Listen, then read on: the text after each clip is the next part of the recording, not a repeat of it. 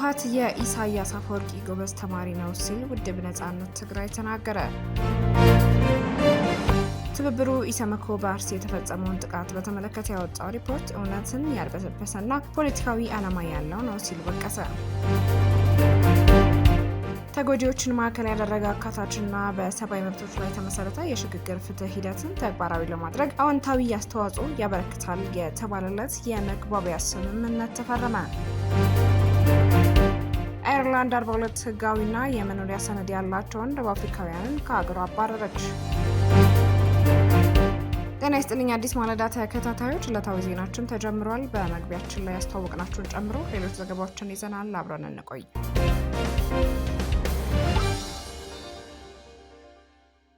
ህወሓት የኢሳያስ አፈወርቂ ጎበዝ ተማሪ ነው ሲሉ ውድብ ነጻነት ትግራይ ተናገረ። የአሜሪካ መንግስት በህወሓት አመራሮችና ቤተሰቦቻቸው ላይ የጣለውን የቪዛ ማዕቀብ በተመለከተ ውድብ ነጻነት ትግራይ እና ሳልሳይ ወያነ ትግራይ ፓርቲ ለአዲስ ማለዳ በሰጡት አስተያየት ማዕቀቡ በትግራይ ዘላቂ ሰላም ለማስፈንና ሊቀሰቀስ የሚችለውን ጦርነት ለማስቀረት ስለሚችለው ተጽዕኖ የየፓርቲዎቻቸውን አቋም አንጸባርቀዋል። የውድብ ነጻነት ትግራይ የህዝብ አደረጃጀት ኃላፊ ገብረስላሴ ኪሮስ እንደገለጹት በአሁኑ ወቅት በትግራይ ክልል መንግስት የሚባል ነገር እንዳሌለ የሚያሳዩ በርካታ የጭካኔ ተግባራት እየተፈጸሙ ይገኛሉ። አሜሪካ ያደረገችው የቪዛ ክልከላም በትግራይ ያለውን ሁኔታና ይቀሳቀሳል ተብሎ የሚሰጋውን ጦርነት ሊያስቆሙ ይችላል ወይ በሚለው ላይ የሚነሱ ክርክሮችን እየተከታተሉ መሆኑን ጠቅሰዋል። የቪዛ እገዳውን ተከትሎ ህወሓት ሊሰጠው የሚችለውን ምላሽ ሲያብራሩም ህወሓቶች በጣም ጎበዝ የሆኑ የኤርትራ መሪ የኢሳያስ አፈወርቂ ተማሪዎች ናቸው። ኤርትራ የቪዛ እገዳና ማዕቀብ ተደርጎባት የነበረ ቢሆንም ማዕቀቡ የኤርትራን ህዝብ ለከፍተኛ ጉዳት፣ ለስደትና ለጭካኔ ከመዳረግ ውጪ በሀገሪቱ ፖለቲካ ላይ ያመጣው አንዳች ለውጥ የለም። ህወሓትም ልክ እንደ ኤርትራ መንግስት የቪዛ ክልከላ ሲደረግበት ከኢሳያስ የተማረውን በመተግበር በህዝቡ ላይ መጨከኑን ይጀምራል ሲሉ ዘርዝረው አብራርተዋል። አክለውም ትግራይ ክልል ኤርትራ ደግሞ ሀገር በመሆኗ ህወሓት ክልከላውን የመቋቋም አቅም እንደሌለው ጠቁመው በመሆኑም የቪዛ እገዳው በክልሉ ያለውን ውጥረት በቶሎ ያረግበዋል ብለው እንደማይጠብቁ፣ ነገር ግን በጊዜ ሂደት ምናልባት ለውጥ ሊኖረው እንደሚችልም ገልጸዋል። ብዙ አስተያየት እኔም አይቻለሁ በሶሻል ሚዲያም በተለያዩ ነገሮች የቪዛ እገዳውን በትግራይ ያለው ሁኔታ ይቀይረዋል ወይስ የመጣ ያለ ጦርነት ሊያስቀረው ይችላል ወይ የሚል ብዙ ክርክሮች እየተካሄዱ ነው። ያው ትግራይ እንደሚታወቀው እኛ ትግራይ መንግስት የላትም ብለን የምናምነው እዚህ ያለው ኃይል ከሽፍታ ባልተናነሰ መንገድ ነው የምንገልጸው። የሽፍትነት ስራ እየሰራ ነው፣ ህዝቡን እያሳቃየው ነው። ወደ ክራይም አጌንስት ሁማኒቲ የሚመስል ነገሮች እየተፈጸሙ ናቸው። እኛ የምንገልጻቸው በጣም ጎበዝ የኢሳያስ አፈወርቅ ተማሪ ናቸው ብለን ነው የምንወስደው። የኖስ የኢሳያስ አሁን ኢሳያስ ብዙ አመት እገዳ ብቻ ሳይሆን ሳንክሽንም ተደርጎበት ነበር፣ ማዕቀብም ተደርጎበት ነበር። ስለዚህ ያ ማዕቀብ ህዝቡን የጎዳውን ገሪቱ ያመጣው የፖለቲካ ላንድስኬፕ የተቀየረ ነገር የለም። በዲሞክራሲ በተለያዩ ነገሮች እንዲያም ከተደረገበት በኋላ ስፋት ህዝቡ ነው የተጎዳው። የማይግሬሽን በእጥፍ እየጨመረ የሄደው ጭካኔ፣ የስርዓቱ ጭካኔ ደግሞ በጣም እየጨመረ የሄደው ይህ ማዕቀብ ከተደረገበትና የቪዛ ሳንክሽን ከተደረገበት በኋላ ነው ወደ ዛ አይነት በጣም የከፉ ችግሮች የገባ። ስለዚህ እኛ ከኤርትራ ሊየት ለው እኛ ክልል ነን። እሱ ሀገር ስለሆነ ዲፕሎማስም አለው፣ ሁሉም ነገር ማድረግ ይችላል። ድንበሩ መዝጋት ይችላል። ሁሉም ነገር ማድረግ ይችላል። እኛ ጋር ግን ክልል ስለሆን እንደዛ አይነት እድል ላይኖራቸው ይችላል።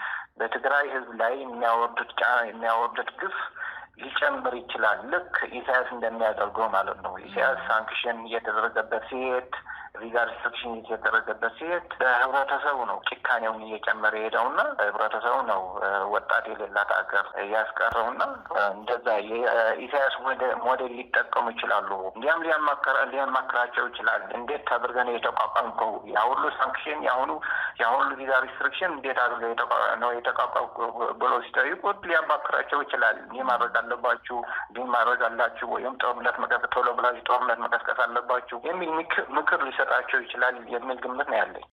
በሌላ በኩል የሳልሳይ ወያነ ትግራይ ፓርቲ የህዝብ ግንኙነት ኃላፊ ብርሃነ አጽብሃ በበኩላቸው እገዳው በተናጠል ግለሰቦችን የሚመለከት ቢሆንም እንደ ፓርቲ በትኩረት ሊታዩ የሚገባቸው ጉዳዮች ላይ ያተኮረ መሆን እንዳለበት አሳስበዋል። ማዕቀቡ በትግራይ ሊከሰት የሚችለውን ጦርነት ከማስቀረትና የተፈናቃዮችን ወደ ቀደመ ቀያቸው የመመለስ ሂደት ከማገዝ አኳያ ምን አይነት በጎ ፋይዳ ይዞ ይመጣል የሚለው ጉዳይ እንደሚያሳስባቸው ገልጸዋል። ኃላፊው በግለሰቦች ላይ የሚደረገው የቪዛ እገዳና አቀባ የህብረተሰቡን ችግር ከመፍታት አኳያ ጥሩ ማሳያ ሊሆን ይችላል። ነገር ግን ወደፊት ምን አይነት ተጨባጭ ውጤት ይዞ ይመጣል የሚለው ገና የሚታይ ይሆናል።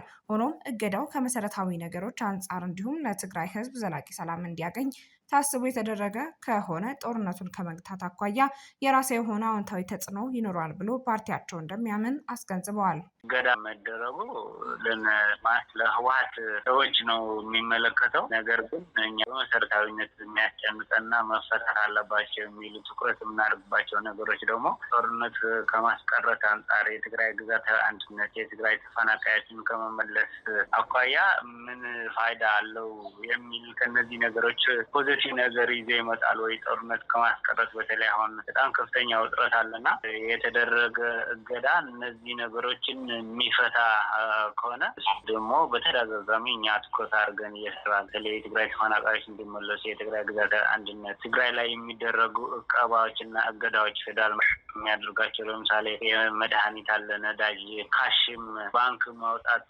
ካቆመ ወራት ያለፉ ስለሆነ እነዚህ ነገሮችን ተደምሮ ደግሞ አሁን ያለው የጦርነት ዘመና መስል ውጥረቶች በሁለቱም ኃይላት ለጦርነት ያላችነት በተለያየ መንገድ እየተገለጸ ስለሆነ እነዚህ ነገሮችን የሚያስቀር ነገር ይዞ ከመጣ ማለት እኛ በፖዚቲቭ መንገድ ነው የምናየው። ለሰዎች ላይ የሚደረግ እገዳና እቀባ ግን ያው የህዝቡን ችግር በመሰረታዊነት የመፍታት አቅሙ በተለያዩ ጊዜዎችም ከዚህ በፊትም በተለያዩ ባለስልጣናትም እገዳ ተደርጎ ስለነበር የህዝቡ መሰረታዊ ጥያቄዎችና የህዝቡ ሰላም የመፈለግ በመሰረታዊነት አሁን ያሉ በጣም አስከፊ የሆኑ ጦርነቶችን ከማስቆም አንጻር ፖዚቲቭ መንገድ እሱን የሚያስቆም ይዞ ከመጣ በሱ አይን በሱ ላይ ትኩረት አድርገን እየሰራ ስለሆነ እኛ ለምንሰራውም አንድ ጥሩ ማሳያ ሆኖ የሚወሰድ ይሆናል። በውጤት ደረጃ ግን ገና ተግባራዊ ያልተደረገም ያሉ ቴንሽኖችን የሚያደርጉ ከሆነ ግን በቀጣይነት ውጤቱ የምንመለከተው ይሆናል።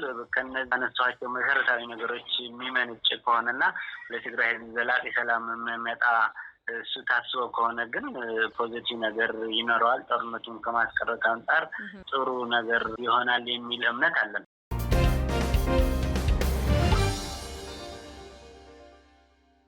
ትብብሩ ኢሰመኮ በአርሲ የተፈጸመውን ጥቃት በተመለከተ ያወጣው ሪፖርት እውነትን ያልበሰበሰና ፖለቲካዊ ዓላማ ያለው ነው ሲል ወቀሰ። የኢትዮጵያ ሰብአዊ መብቶች ኮሚሽን በቅርቡ በአርሲ ዞን አስኮ ወረዳ የተፈጸመውን ጥቃት በተመለከተ ያወጣው ሪፖርት እውነታውን ያልበሰበሰና የፖለቲካ ዓላማ ያነገበ ነው ሲል ትብብር ለኢትዮጵያ አንድነት በጽኑ ወቀሰ። ትብብሩ ለኮሚሽኑ በላከው ይፋዊ ደብዳቤ ላይ እንዳመላከተው ኢሰመኮ ሰኔ 1 ቀን 2018 ዓ.ም ባወጣው ሪፖርት የሟቾችን ቁጥር 3 ብቻ ማድረጉና ጥቃቱ ሃይማኖትን ማዕከል ያላደረገ ነው በማለት የደረሰበት ድምዳሜ ፍጹም ስህተት ነው። ከተጎጂዎችና ከታማኝ የቦታ ምንጮች አግኝቼዋለሁ ያለው መረጃ እንደሚያሳየው የሟቾች ቁጥር ኮሚሽኑ ከጠቀሰው በ10 እጥፍ እንደሚበልጥና ፍጅቱም ጥንታዊ ቤተክርስቲያንን ከማቃጠል ጀምሮ ሃይማኖትና ማንነትን ማዕከል አድርጎ የተቀናጀ መሆኑን ድርጅቱ አስታውቋል። ኮሚሽኑ ለፍጅቱ ተጠያቂው ኦነግ ሸኔ መሆኑን በፍጥነት ደምድሞ ማለፉ በአካባቢው የመንግስት መዋቅር እጅ አለበት የሚለውን የሰለባዎች ተደጋጋሚ ቅሬታ ሆን ብሎ ወደ ጎን የተወ አስመስሎታል ብሏል። ይህ አይነቱ አካሄድም በአርሲ ዞን ለሚፈጸመው የተቀናጀ ዘር ፍጅት በርካታ አካላት የሚሳተፉበት መሆኑን እየታወቀ እውነታውን ለመሸፈን የተደረገ ጥረት ነው ሲል ትብብሩ ከሷል። ድርጅቱ አክሎም ኮሚሽኑ ቀደም ሲል በሀገር ውስጥ የሚፈጸሙ ግፎችን ከቦታው በመረጃና ማስረጃ አስደግፎ በማቅረብ ረገድ እያሳየ የነበረው ትጋት አሁን ላይ የቀነሰ መምጣቱንና እንደ አስኮ ወረዳ ያሉ ሪፖርቶችም ህዝብ በኮሚሽኑ ላይ ያለው እምነት እንዲሸረሸር እያደረጉት እንደሚገኝ ገልጿል። በመጨረሻም የትብብር ለኢትዮጵያ አንድነት ፕሬዝዳንት ተፈርሞ የተላከው ደብዳቤ ኮሚሽኑ ይህንን የተሳሳተ ሪፖርት ማውጣት ያስፈለገበትን ገልጾ በቦታው እንደገና ጥልቅ ማጣራት በማድረግ የተዛባውን መረጃ ደረጃ ለህዝብ ማስተካከያ እንዲሰጥበትም ጠይቀዋል። ከዚህ በተጨማሪም በጥቃቱ ውስጥ ያለውን የመንግስት መዋቅር ድርሻ በግልጽ በመጥቀስ ተጠያቂነት እንዲሰፍን እንዲሁም ህዝቡ ተፈጥሯዊ መብቱን ተጠቅሞ ራሱን ሊከላከል የሚችልበትን መፍትሄ ጭምር ኮሚሽኑ እንዲጠቁም በአክብሮት ጥሪያቸውን አቅርበዋል።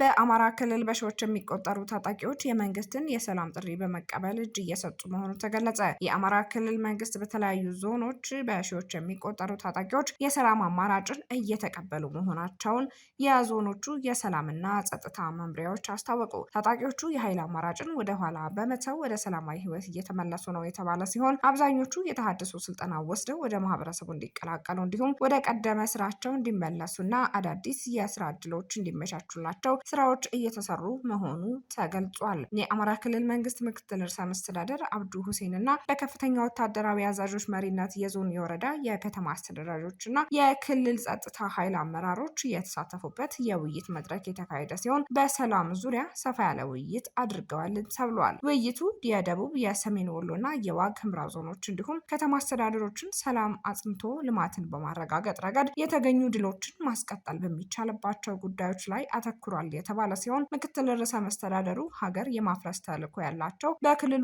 ልዩ ልዩ አካባቢዎች የሚካሄዱ የልማት ስራዎችን በማደናቀፍ እና የህዝቡን ሰላም በመንሳት ላይ ይገኛል ብለዋል። በውይይታቸው ላይ በርካቶች የሰላም አማራጭን እየተቀበሉ መሆኑን በመጥቀስ የማይቀበሉት ላይ ደግሞ የኃይል እርምጃ መውሰድ እንደሚቀጥሉ አስታውቀዋል። ታጣቂዎቹ የሰላም አማራጭ እንዲቀበሉ የህዝብ ቁርጠኝነት፣ የሀገር ሽማግሌዎችና የሃይማኖት አባቶች ተሳትፎ እንዲሁም የጸጥታ መዋቅሩ የተቀናጀ ስራ ከፍተኛ አስተዋጽኦ አበርክቷልም ተብሏል። የክልሉ መንግስት አሁንም የሰላም በሩ ክፍት መሆኑን በማሳወቅ በጫካ የቀሩ ታጣቂዎች ወደ ሰላማዊ መንገድ እንዲመለሱ ጥሪ አቅርቧል። በዛሬው ዕለት ማዕከላዊ ጎንደር ዞን ለክልሉ ሚዲያ እንደገለጸው በተያዘው በጀት ዓመት በማዕከላዊ ጎንደር ዞን በሺዎች የሚቆጠሩ ታጣቂዎች የሰላም አማራጭን ተቀብለዋል ብሏል።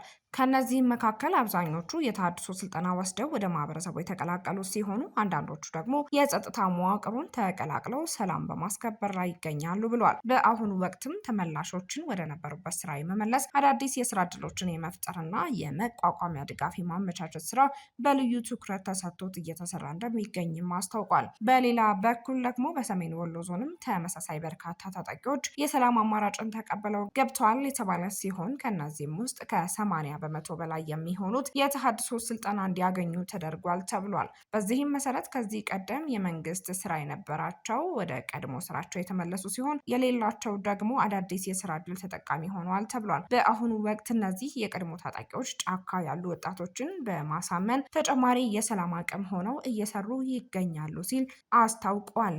እንደ ሌሎቹ ዞኖች ሁሉ በዚሁ የበጀት ዓመት በደቡብ ወሎ ዞን ቁጥራቸው በርከት ያሉ ታጣቂዎች የሰላም አማራጭን ተከትለው ገብተዋልም ተብሏል። እነዚህ የታድሶ ስልጠና ወስደው በተለያዩ የገቢ ማስገኛ የልማት ስራዎች ላይ ተሰማርተዋል የተባለ ሲሆን በስህተት መንገድ ላይ ያሉ ወጣቶችን ለማስተማርና የጥፋት መሳሪያ እንዳይሆኑ ለማድረግ ወጣቶች፣ እናቶች፣ ሴቶችና የሀገር ሽማግሌዎች በስፋት በመደራጀት ላይ ናቸውም ተብሏል። ሌላው ደግሞ ከአንድ ቀን በፊት በምዕራብ ጎጃም ዞን ደግሞ በዚሁ ዓመት 418 ታጣቂዎች የሰላም አማራጭን ተከትለው ገብተዋል ያሉ ሲሆን ሁሉም የተሃድሶ ስልጠና ወስደው መደበኛ ህይወታቸውን ጀምረዋልም ተብሏል። በአሁኑ ወቅት በተለያዩ ዘርፎች በመሰማራት የስራ ዕድል ተጠቃሚ ያለው ዞኑ የሰላምና ጸጥታ መምሪያ የሰላም ጥሪውን በማይቀበሉ ታጣቂዎች ላይ የህግ ማስከበር ስራው በተጠናከረ መንገድ እንደሚቀጥል አስታውቋል።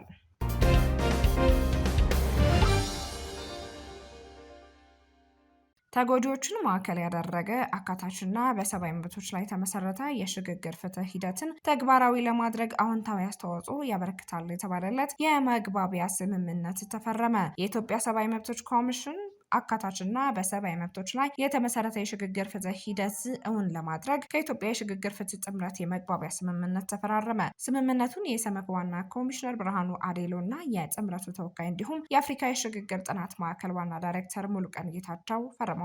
የስምምነት ኮሚሽኑ ከጥምረቱና ከሌሎች ባለድርሻ አካላት ጋር በመተባበር ተጎጂዎችን ማዕከል ያደረገ የሽግግር ፍትህ ሂደት ለመተግበር እያደረገ ላለው ቀጣይ ጥረት ከፍተኛ አስተዋጽኦ ይኖረዋልም ተብሏል። የኢትዮጵያ የሽግግር ፍትህ ጥምረት በአራት ሀገር በቀል የሲቪል ማህበረሰብ ድርጅቶች የተመሰረተ ሲሆን እነሱም የአፍሪካ የሽግግር ጥናት ማዕከል፣ የፓስቶራሊስቶች ልማት አጋርነት፣ የኢትዮጵያ ሲቪል ማህበረሰብ ድርጅቶች፣ የሰላም ጥምረትና የኮርነር ኦፍ አፍሪካ ለዴሞክራሲ ናቸው። ጥምረቱ በሀገሪቱ የሽግግር ፍትህ ሂደት ውስጥ የአገር በቀል የሲቪል ማህበረሰብ ድርጅቶች ንቁና የተቀናጀ ተሳትፎ እንዲኖራቸው ለማስቻል ያለመ ነው። በፊርማ ስነስርዓቱ ላይ የአፍሪካ የሽግግር ጥናት ማዕከል ዋና ዳይሬክተር እና የጥምረቱ ተወካይ ሙሉቀን ጌታቸው እንደገለጹት የተፈረመው የመግባቢያ ስምምነት የሽግግር ፍትህ ሂደቱ አካታችና ስኬታማ እንዲሆን ለማድረግ ትልቅ ሚና ይጫወታል። አክለውን በስምምነቱ መሰረት ለጥምረቱ የተሰጠው የሲቪል ማህበረሰብ ድርጅቶችን የመለየት እና የመደብ አወቃቀር ፕሮጀክት በከፍተኛ ትጋት ለመተግበር እንደሚሰሩም አረጋግጠዋል። የሰመኮ ዋና ኮሚሽነር ብርሃኑ አዴሎ በበኩላቸው ስምምነቱ በኢትዮጵያ ተጎጂዎችን ማዕከል ያደረገ አካታችና በሰብአዊ መብቶች ላይ የተመሰረተ የሽግግር ፍትህ ሂደትን ተግባራዊ ለማድረግ አዎንታዊ አስተዋጽኦ እንደሚያበረክት ገልጸዋል። ኢሰመኮ ከሲቪል ማህበረሰብ ድርጅቶች ጋር በመተባበር በሽግግር ፍትህ ዙሪያ ያለውን የአቅም ግንባታና ተሳትፎ ለማጠናከር የሚደረጉ ጥረቶችን በቋሚነት ሲደግፍ መቆየቱን ያስታወሱት ዋና ኮሚሽነሩ ይህ አጋርነት ቀደም ሲል የነበረውን የረጅም ጊዜ ትብብር ይበልጥ እንደሚያጠናክረውም ገልጸዋል።